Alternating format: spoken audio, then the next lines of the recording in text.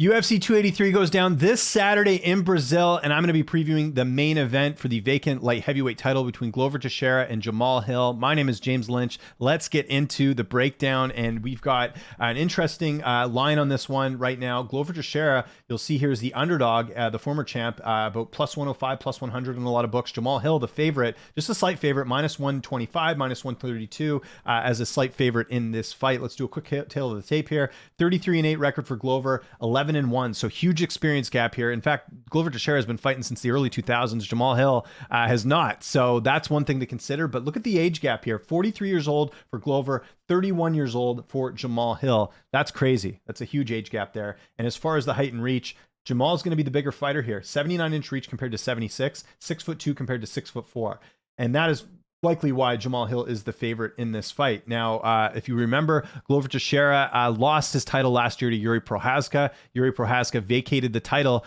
late last year because of a shoulder injury. Remember, he was supposed to fight on the last pay-per-view of the year.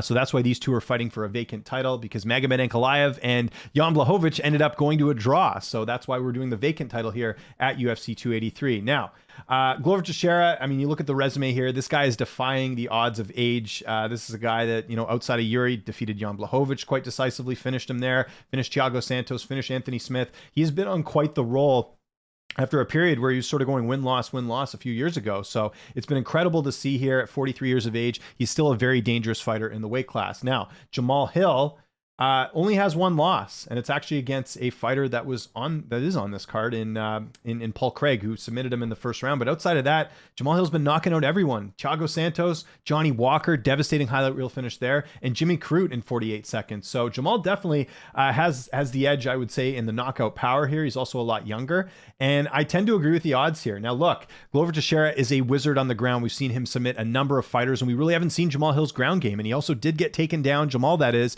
in the Thiago Santos fight. So it's very obvious that we could see Glover winning a submission here, but I think it's also obvious that Jamahal could come out batted to hell and knock Glover out in the very first round. This actually happened to Glover a few years ago, or a number of years ago, when he fought Anthony Rumble Johnson. And granted, this was, you know, back in 2016, but look at that 13-second knockout. I think Jamal's a very similar fighter to Anthony Rumble Johnson. Rest in peace, by the way, Johnson passing away last year.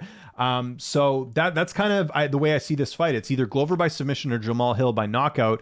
I think Jamahal Hill wins. I think he really has nothing to lose here. He is taking this fight that was very unexpected. He's still young enough where I think if he loses this fight, he can come back. This is Glover at 43 years of age. This is his last chance at fighting for a title. Like, I don't think him losing this, he'll come back and fight for a title again. And it's in Brazil. That's a lot of pressure. And add in the fact that he's coming in off a layoff against Yuri Prochazka. Add in the fact that he took a lot of damage in that fight. Jamahal Hill really hasn't taken any damage here. So I think Jamahal Hill by knockout is the play here.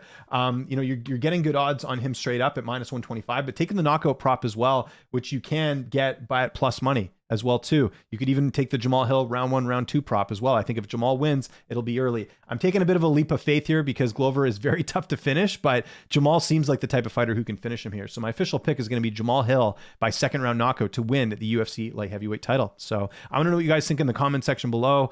Again, super close fight. We could definitely be talking about a Glover Teixeira submission victory on Monday, but I think what's going to happen is Jamahal Hill winning by knockout and getting it done. Follow me on Twitter and on Instagram at Lynch on Sports. Make sure you subscribe to this YouTube channel at OddsChecker US, where you'll get my breakdowns every single week. I'm James Lynch. Thanks so much for watching, and I'll see you next time.